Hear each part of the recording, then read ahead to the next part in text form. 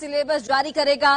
Subject परीक्षा pattern पूर्णांक की इसमें पूरी जानकारी दी जाएगी। ऑब्जेक्टिव प्रश्न का जो ऑप्शन है वो आसान नहीं होगा, ये भी जानकारी निकलकर सामने आ रही है। तुक्का लगाने पर आपको बड़ा नुकसान हो सकता है। बीपीएससी अपने स्तर का प्रश्न पूछेगा। महीने के अंत तक विज्ञापन देने की भी यहां पर तैयारी है। और चलिए, हमारे सहयोगी रजनीश इस वक्त जुड़ गए हैं। रजनीश, 16 मई तक सिलेबस भी जारी हो सकता है और महीने के अंत तक विज्ञापन देने की तैयारी, क्या कुछ जानकारी आपके पास?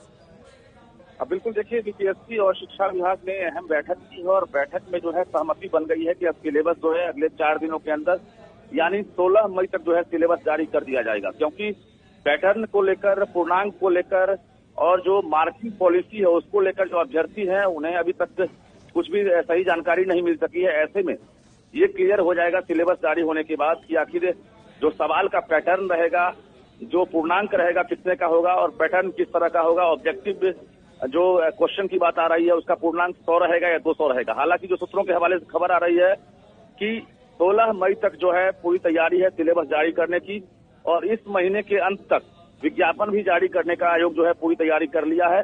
बता दें आपको कि शिक्षा विभाग के अपर मुख्य सचिव दीपक कुमार सिंह और लोक सेवा आयोग के जो अध्यक्ष हैं अतुल प्रसाद, दोनों ने बैठक की है और एक्सपर्ट के द्वारा ये सिलेबस तैयार कराया गया है, जिस सिलेबस में एक तरफ ये कहा जाए कि बीपीएससी अपने अनुरूप सवाल करने की तैयारी में है। अतुल प्रसाद ने ट्वीट करके भी जानकारी दे दी है कि आसान नहीं होगा तुक्का मारना।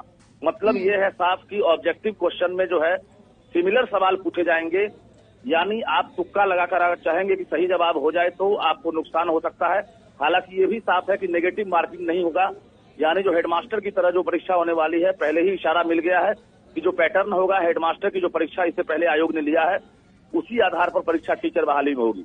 लेकिन ये क्लियर है कि अगले 4 दिनों में जो अभ्यर्थी हैं उनका इंतजार खत्म होगा और सिलेबस के बाद ये क्लियर हो जाएगा कि आखिर परीक्षा का पैटर्न क्या होगा, पूर्णांक क्या होगा। जी रजनीश, जिस तरीके से जो नियोजित शिक्षक है उनकी ओर से लगातार इस नियमावली का विरोध किया जा रहा है, लेकिन सरकार पर कोई असर होता यहाँ पर नहीं दिखता। बिल्कुल, देखिए, कई ऐसे पहलू हैं जिस पर जो है लगातार डिमांड किया जा रहा है कि ये जो है मंजूर नहीं है, लेकिन शिक्षा मंत्री चंद्रशेखर ने साफ तौर से इनकार कर दिया है।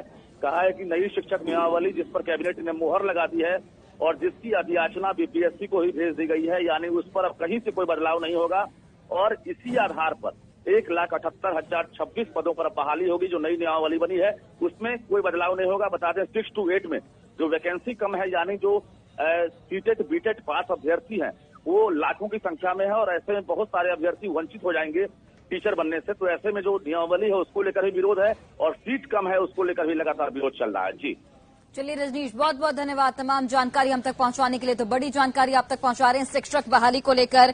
16 मई तक सिलेबस जारी हो सकता है। बीपीएससी सिलेबस जारी करेगा।